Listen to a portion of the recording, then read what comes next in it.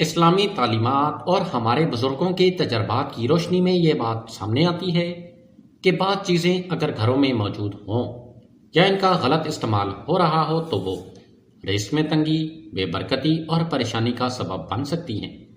ذیل میں 3 اہم چیزیں بیان کی جا رہی ہیں جنہیں گھروں سے دور رکھنا یا درست کرنا ضروری ہے۔ نمبر 1، ناجائز اور حرام اشیاء۔ گھر میں اگر کوئی ایسی چیز موجود ہو جو حرام کمائی سے ہو، مثلا رشوت، سود، دھوکہ یا کسی کا حق مار کر حاصل کی گئی اشیاء، تو یہ رزق و برکت ختم کر دیتی ہیں۔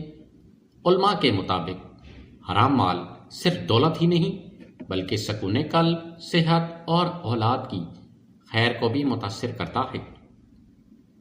اس لیے گھر کو ہر قسم کے حرام مال سے پاک رکھنا بے حد ضروری ہے۔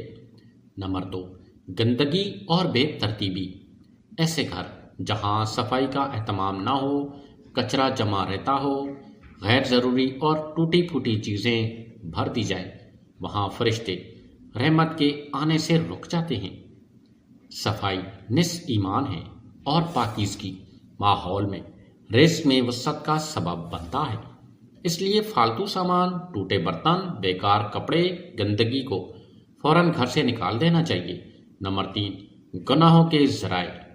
گھر میں اگر فحش مواد، بے حیائی پھیلانے والی چیزیں یا ایسے آلات ہوں جن کا استعمال گناہ ہوتا ہے تو یہ روحانی نقصان کے ساتھ ساتھ رزق میں رکاوٹ بنتے ہیں۔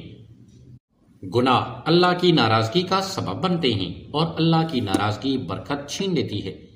آخر میں یہ یاد رکھنا چاہیے کہ پاکیزگی، حلال کمائی، شکر گزاری اور ذکر الہی وہ اعمال ہیں جو رزق میں وسعت لاتے ہیں، جبکہ ان کے برعکس چیزیں تنگی کا سبب بنتی ہیں۔